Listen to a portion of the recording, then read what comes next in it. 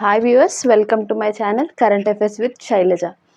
ఈరోజు మనం న్యూస్ చూసుకున్నట్టయితే ఫస్ట్ టాపిక్ వచ్చేసి రాజధాని మార్పు. దేశ రాజధానిని మారుస్తూ ఒక కంట్రీ న్యూస్లోకి రావడం జరిగింది. అదేంటంటే ఇరాన్. రాజధాని మార్పు.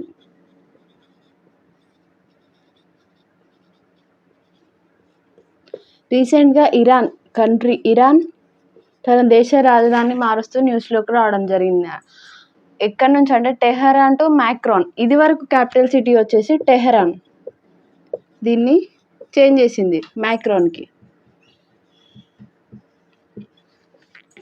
ఇరాన్ కంట్రీ దాని క్యాపిటల్ సిటీని టెహరాన్ టు మ్యాక్రాన్కి మార్చింది. రీజన్స్ ఏంటంటే అక్కడ టెహరాన్ సిటీలో ఎకనామిక్ అండ్ ఎన్విరాన్మెంటల్ క్రైసిస్ ఏర్పడ్డాయి. అంటే వాటర్ స్కేర్సిటీ, ఎలక్ట్రిసిటీ ఇష్యూస్, ఇలాంటి రీజన్స్ వల్ల ఇరాన్ తన క్యాపిటల్ సిటీని టెహరాన్ టు మ్యాక్రాన్కి చేంజ్ చేయడం జరిగింది. గతంలో కూడా రీసెంట్గా ఇండోనేషియా తన క్యాపిటల్ సిటీని జకార్తా టు నుసాంతారాకి చేంజ్ చేయడం జరిగింది. రీసెంట్గా ఇండోనేషియా కంట్రీ తన క్యాపిటల్ సిటీని Jakarta to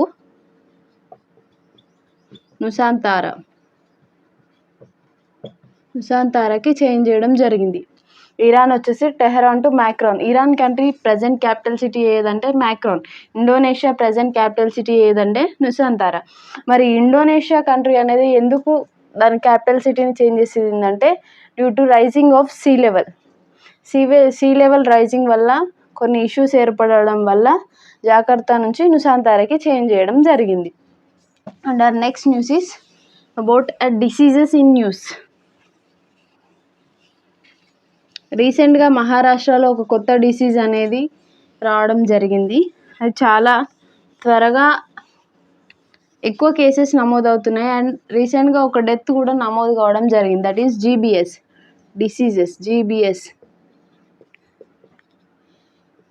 గుయిలియన్ Barre syndrome.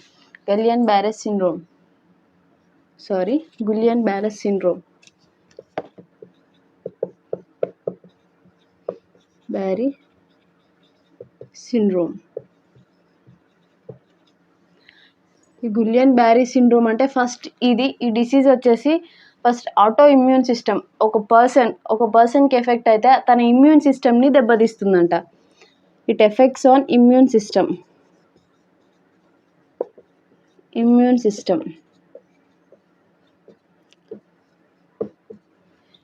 Immune system దెబ్బతింటే మనం దేన్ని తట్టుకోలేము. చిన్న డిసీజెస్ కూడా చనిపోవడం, జ్వరం లాంటివి వచ్చినా కూడా ఇమ్యూన్ సిస్టమ్ కరెక్ట్గా లేకపోతే దానికి కూడా డెత్కి కారణం అవ్వచ్చు. It effects on immune system. And ఏ స్టేట్లో అంటే మహారాష్ట్రలో ఎక్కువగా కేసు నమోదు కావడం జరుగుతుంది. అండ్ ఫస్ట్ డెత్ కూడా మహారాష్ట్రలోనే జరిగింది. ఫస్ట్ డెత్ మహారాష్ట్రలో నమోదు కావడం జరిగింది. Why Guillain Barre syndromes. Okay, దీనికి కారణమైన బ్యాక్టీరియా ఏంటో చూసుకుందాం. Campylobacter jejuni pathogen name. ఈ డిసీజ్కి కారణమయ్యే ప్యాథోజన్ నేమ్ వచ్చేసి క్యాంపైలోబాక్టీరియా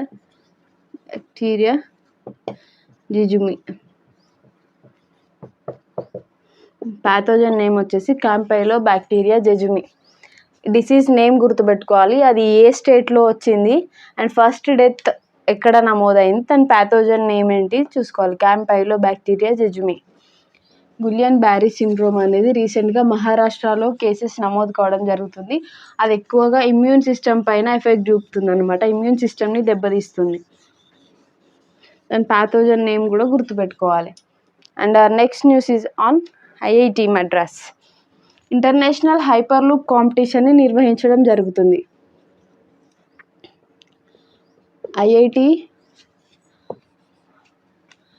IIT Madras for the first time international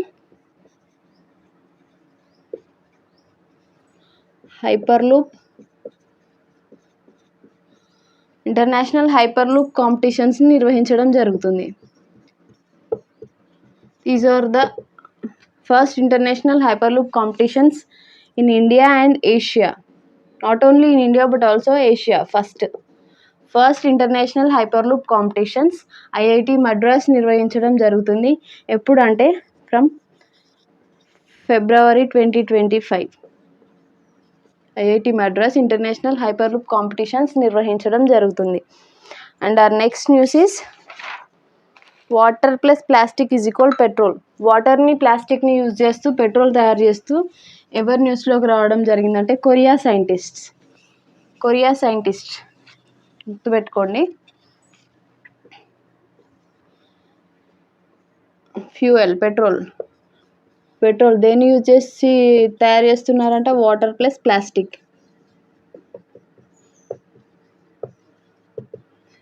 ఎవరు? Korea scientists.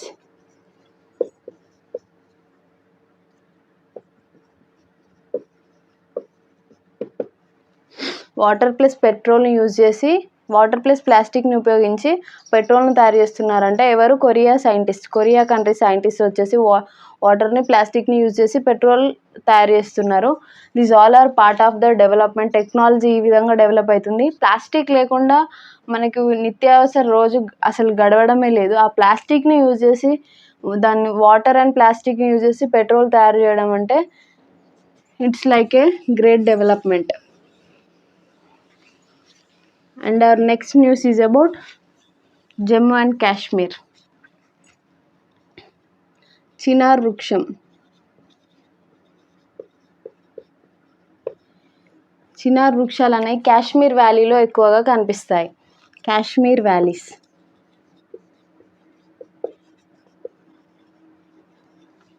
అయితే వీటి హెల్త్ కాపాడడానికి వీటిని సంరక్షించడానికి రీసెంట్గా మన గవర్నమెంట్ ఒక కొత్త స్కీమ్ని అయితే స్టార్ట్ చేయడం జరిగింది. ఇట్ నాట్ ఏ స్కీమ్, కొత్త ప్రాసెస్ని అయితే స్టార్ట్ చేయడం జరిగింది.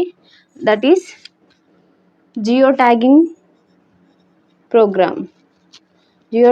ప్రోగ్రామ్ని అయితే స్టార్ట్ చేసింది. Like Aadhaar cards and new identity cards, వీటికి geo tag digital identity card అనేది ఒకటి వాటికి కొడుతున్నారు, చెట్లకి పిన్ చేస్తున్నారు. Geo identity card, geo tag లాగా జియో ట్యాగ్ డిజిటల్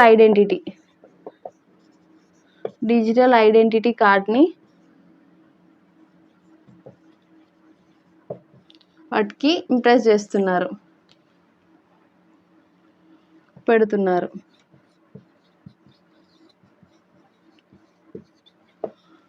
రీజన్ ఏంటంటే to monitor the health of this trees. Chinar వృక్షాల హెల్త్ని మానిటర్ చేయడానికి జియో ట్యాగింగ్ ప్రోగ్రామ్ని అయితే తీసుకురావడం జరిగింది. ఈ జియో ట్యాగ్ డిజిటల్ ఐడెంటిటీ కార్డ్ని వాటికి చెట్లకు పెడుతున్నారు అన్నమాట. దాని ద్వారా ఈ వృక్షాల హెల్త్ని ఎప్పటికప్పుడు మానిటర్ చేయొచ్చు. ఈ చినార్ వృక్షాలు ఎక్కడ ఉంటాయంటే కాశ్మీర్ వ్యాలీలో ఉంటాయి.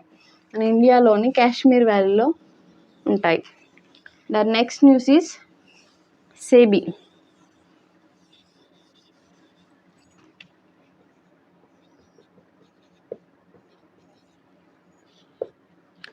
Securities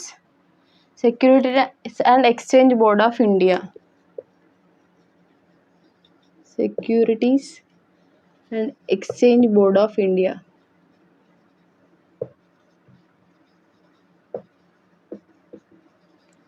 సేబీ ఇప్పుడు న్యూస్లోకి ఎందుకు రావడం జరిగిందంటే ఇది రీసెంట్గా ధరోహర అనే ఒక దాన్ని తీసుకురావడం జరిగింది. ధరోహర్ ఇదేంటంటే డిజిటల్ నాలెడ్జ్ రెస్పిరేటరీ.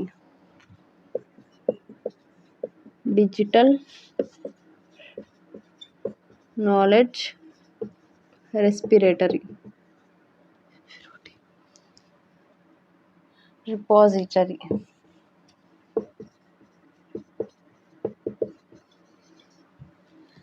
ధరోహర్ అనే ఒక ప్రోగ్రామ్ని తీసుకురావడం జరిగింది. సెబీ ధరోహర్ అనే డిజిటల్ నాలెడ్జ్ రిపాజిటరీని ఇంట్రడ్యూస్ చేయడం జరిగింది on the eve of 76th republic day. ఈ ధరోహర్ వెబ్సైట్లో ఏం పొందుపరుస్తారంటే ముఖ్యమైన ఘట్టాలు కానీ లేకపోతే 3D గ్యాలరీస్ కానీ ఇందులో ఈ ధరోహర్ అనే వెబ్సైట్లో ఉంచడం జరుగుతుంది. సెబీకి సంబంధించిన ముఖ్యమైన ఘట్టాలు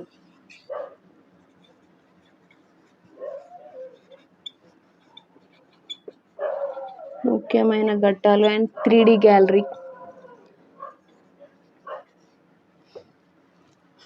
securities and exchange board of India SEBI మన ఇండియన్ మార్కెటింగ్ ఏజెన్సీ ధరోహర్ అనే డిజిటల్ నాలెడ్జ్ రిపాజిటరీని ఇంట్రడ్యూస్ చేయడం జరిగింది on the eve of 76th republic day. దాంట్లో ముఖ్యమైన ఘట్టాలు 3D గ్యాలరీస్ అనేవి ఉంటాయి అన్నమాట ఈ వెబ్సైట్లో, ధరోహర్ అనే వెబ్సైట్లో. అయితే సెబీ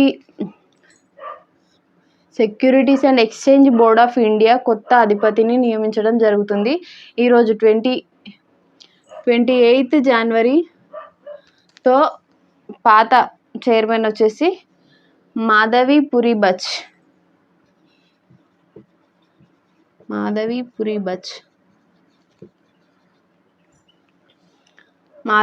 పూరిబచ్ గారు ప్రజెంట్ సెబీ అధిపతి. అయితే ఈ రోజుతో తను రిటైర్మెంట్ తీసుకొని ఈ రోజుతో తన బాధ్యతలు ముగియనున్నాయి. సో మనకి కొత్త సెబీ అధిపతి రాబోతున్నారు. ఇంకా వాళ్ళు ఎవరు అనేది ఇంకా మనకి నేమ్ రిలీజ్ కాలేదన్నమాట. అయితే ఈ సెబీ అధిపతికి శాలరీ ఎంత ఉందంటే 5.6 lakhs per month. 5.62 lakhs per month. Securities and exchange board of India Dharohar అనే ఒక వెబ్సైట్ని తీసుకురావడం జరిగింది. That is digital knowledge repository on the eve of 76th republic day. దాంట్లో ఆ వెబ్సైట్లో ఏముంటాయంటే ముఖ్యమైన ఘట్టాలు 3D గ్యాలరీస్ అలా ఉంటాయి. సెబీ గురించి మరో న్యూస్ ఏంటంటే దాని పాత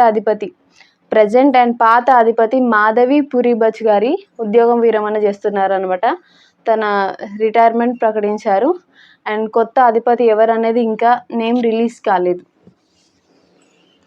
And our next news is about 38th National Games. 38th National Games. We already know National Games are held for every 2 years. ఇప్పుడు 38th National Games స్టార్ట్ కాబోతున్నాయి. 38th National Games will be held in which state అంటే ఉత్తరాఖండ్ రీసెంట్గా కూడా యూసీసీని అమలు చేస్తూ న్యూస్లోకి రావడం జరిగింది. ఈ 38th నేషనల్ గేమ్స్ ఉత్తరాఖండ్లో నిర్వహిస్తారట. వై ఉత్తరాఖండ్ అంటే ఉత్తరాఖండ్ స్టేట్ ఫామ్ అయ్యి 25 years కంప్లీట్ అయిందంట. 25 years కంప్లీటెడ్. సెపరేట్ స్టేట్గా ఉత్తరాఖండ్ ఫామ్ అయ్యి 25 years కంప్లీట్ అయిందంట. 38th నేషనల్ గేమ్స్ ఉత్తరాఖండ్లో నిర్వహిస్తారంట. వీటిని ఎవరు స్టార్ట్ చేస్తారంటే our prime minister Narendra Modi garu start చేస్తారు ఆన్ February 14. మరి ఎక్కడ స్టార్ట్ అవుతాయంటే Rajiv Gandhi international cricket stadium. Rajiv Gandhi international cricket stadium ఉత్తరాఖండ్లో ఉంది. అక్కడ 38th నేషనల్ గేమ్స్ స్టార్ట్ అవుతాయి. Rajiv Gandhi international cricket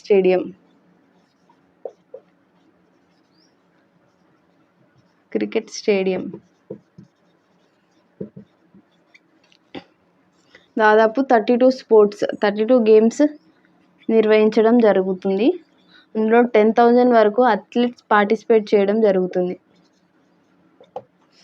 38th national games will be started on February 14, 2025. They will be started by our respected prime minister Narendra Modi garu. And ఎక్కడ నిర్వహిస్తున్నారంటే ఉత్తరాఖండ్లో. And on the behalf of it successfully completed 25 years. Separate స్టేట్గా form అయ్యి 20 years అవుతుంది. Total ఎన్ని games అంటే 32 games. దాదాపు 10,000 athletes ఇందులో పార్టిసిపేట్ చేయడం జరుగుతుంది.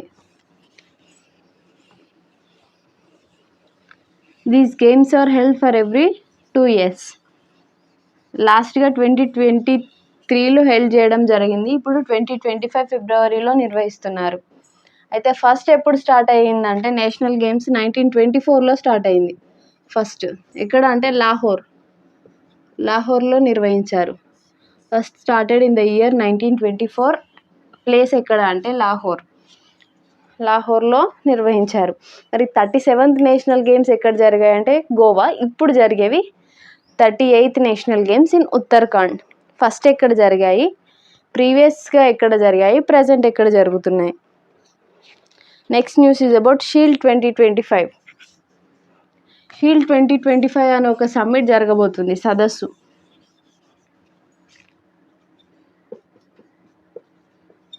షీల్డ్ 2025 అనే ఒక సదస్సు నిర్వహించబోతున్నారు. ఎక్కడ అంటే హైటెక్ సిటీ, హైదరాబాద్. అండ్ ఇది స్టేట్ లెవెల్ ఎగ్జామ్స్ అనమాట. స్టేట్ లెవెల్ ఎగ్జామ్స్కి యూజ్ అవుతుంది. తెలంగాణలో హైటెక్ సిటీ హైదరాబాద్లో నిర్వహించబోతున్నారు. దీని ఎయిమ్ వచ్చేసి to reduce cyber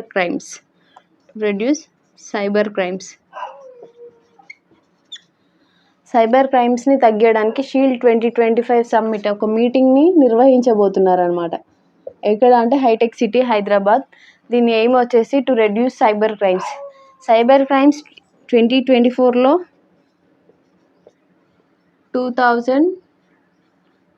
22,312 crore cyber crimes జరిగాయంట. Only for the year 2024. వీటిని రెడ్యూస్ చేయడానికి షీల్డ్ 2025 అని ఒక మీటింగ్ హెల్డ్ చేయబోతున్నారు. ఎక్కడ అంటే హైటెక్ సిటీలో.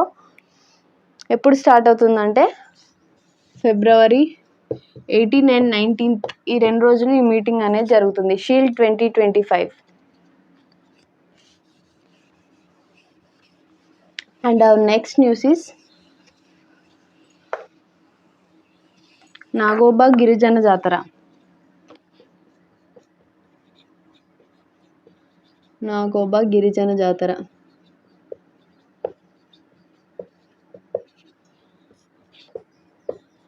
January 28. ఈ రోజే నాగోబా గిరిజన జాతర అనేది స్టార్ట్ అవ్వడం జరుగుతుంది. అర్ధరాత్రి అమావాస్య రోజు, పుష్యమి అమావాస్య రోజు అర్ధరాత్రి మొస్రం వంశీయుల చేత స్టార్ట్ చేయబడుతుంది. ఈ నాగోబా జాతరలో నాగదేవతను పూజిస్తారు. ఈ నాగోబా జాతర అనేది మన దేశంలోనే ఫస్ట్ ప్రియారిటీ మేడారం జాతర అయితే, రెండవ అతిపెద్ద జాతర వచ్చేసి నాగోబా గిరిజన జాతర. ఇది January 28న స్టార్ట్ అవుతుంది. ఎక్కడ అంటే ఆదిలాబాద్ డిస్టిక్ ఇంద్రవెల్లి మండల్, కేస్లాపూర్ మండల్.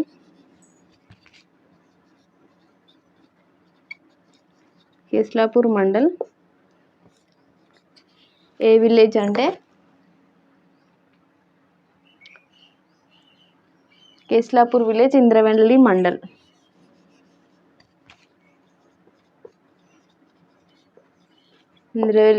కేస్లాపూర్ విలేజ్.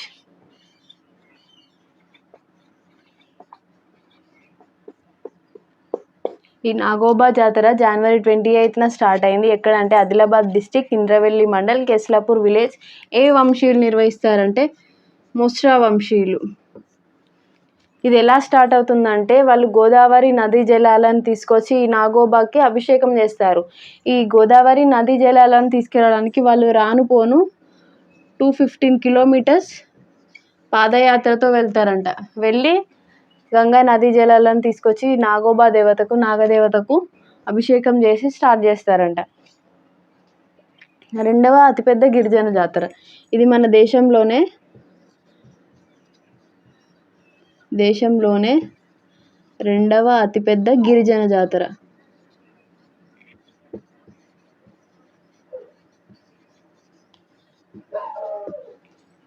నాగోబా జాతర అనేది 28th Januaryన స్టార్ట్ అవ్వడం జరిగింది. ఎవరు స్టార్ట్ చేశారంటే మొస్రాం వంశీయులు. అక్కడ మొస్రాం వంశీయులు దీన్ని స్టార్ట్ చేయడం జరుగుతుంది. ఇది దేశంలోనే రెండవ అతిపెద్ద జాతర. మొదటిది వచ్చేసి మేడారం జాతర. ఇది ఎక్కడ జరుగుతుందంటే ఆదిలాబాద్ డిస్టిక్, కేస్లాపూర్ విలేజ్, ఇంద్రవెల్లి మండల్. ఇది స్టార్ట్ చేసేయడానికి గోదావరి నదీ జలాలు అనేది ఇంపార్టెంట్ అట. గోదావరి నదీ జలాలను తీసుకొచ్చి ఈ నాగోబా దేవతకు అభిషేకం చేస్తారంట. దాదాపు 215 కిలోమీటర్స్ కాలినడకన వెళ్ళి నదీ జలాలను తీసుకొస్తారంట. Thank you. ఏమైనా న్యూస్ అప్డేట్స్ ఏమైనా మిస్ అయ్యేది ఉంటే నెక్స్ట్ వీడియోలో కంటిన్యూ చేద్దాం. Thank you everyone. Subscribe the channel for more important current affairs updates. Thank you.